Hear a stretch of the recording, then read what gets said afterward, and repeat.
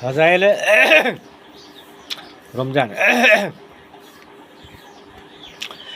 দ্বিতীয়ত লক্ষণীয় বস্তু ক্ষমা। প্রশ্ন জাগে, একবার ক্ষমা প্রাপ্ত হইলে দ্বিতীয়বার ক্ষমার অর্থ কী? তার উত্তর এই যে, আল্লাহ রহমত রজু হইলে সব পাপই মাফ হইয়া যায়। তবে আবার ক্ষমা হইলে যদি গুনাহ থাকে তাহা হইলে তার ওপর অধিক রহমত ও অধিক নিয়ামত বর্ষিত হইতে থাকে। তৃতীয় বস্তু ফেরেশতাদের সাক্ষী করা। কিয়ামতের আদালতে বিশেষ কানুনের আওতায় রহিয়াছে। নবীদের তাবলীগের ব্যাপারেও সাক্ষী তলব করা হইবে। স্বয়ং হুজুর পাক সাল্লাল্লাহু আলাইহি ওয়াসাল্লাম বলেন, আমার বিষয় তোমাদেরকে জিজ্ঞাসা করা হইবে, কাজে আমি যে পৌঁছিয়া আছি তোমরা সে বিষয়ে সাক্ষী থাকিও। বুখারী শরীফে বর্ণিত আছে, কিয়ামতের আদালত নূহ আলাইহিস সালামকে হাজির করিয়া জিজ্ঞাসা করা হবে, আপনি নবীয়ত দায়িত্ব যথাযথভাবে পালন করাইয়াছেন কি? তিনি বলিবেন, নিশ্চয় করিয়াছি।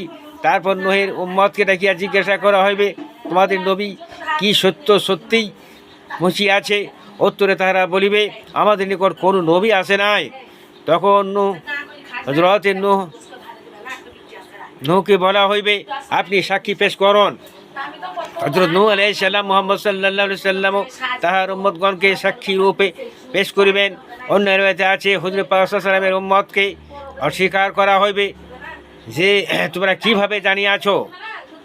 তদুত্তরে উম্মতগণ বলিবেন, আমাদের নবীজির ওপর যে কিতাব অবতীর্ণ হইয়াছে উহাতে পাইয়াছি।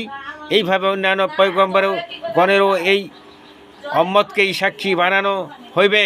কালামে পাকে উল্লেখ আছে, এইভাবে আমি তোমাদেরকে মধ্যবর্তী ও আদর্শ উত্তমরূপে পয়দা করিয়াছি, যেন তোমরা মানুষের জন্য সাক্ষী হইতে পারো।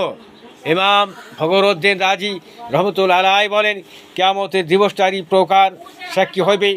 প্রথম সাক্ষী ফেরেশতাগণ, দ্বিতীয় সাক্ষী আম্বিয়ায়ে কিরাম, তৃতীয় সাক্ষী হুজুর সাল্লাল্লাহু আলাইহি ওয়াসাল্লামের উম্মতগণ, চতুর্থ সাক্ষী মানুষের অঙ্গ প্রত্যঙ্গ। অপরোক্ত প্রত্যেক সাক্ষী প্রমাণ কালামে পাকে বর্ণিত হইয়াছে। হাদিসে বর্ণিত আছে, কিয়ামতের দিবসে আল্লাহ পাক জনৈক ব্যক্তিকে নিকটে ডাকিয়া তাহার ওপর পর্দা ঢাকিয়া দেবে, কেহ যেন না দেখে। তারপর তাহার সমস্ত আমল অপবাদ তাহাকে স্মরণ করানো হইবে এবং সে অস্বীকার করিয়া আপন গুনাহের পাহাড় দেখিয়া চিন্তা করিবে, আর বুঝি রক্ষা নাই। তখন ইরশাদ হইবে, আমি দুনিয়াতেও তোমার পাপ গোপন রাখিয়াছি, এখানেও গোপন করিলাম। অতঃপর তার নেক আমলে দপ্তর তাহার সামনে পর্দা করা হইবে।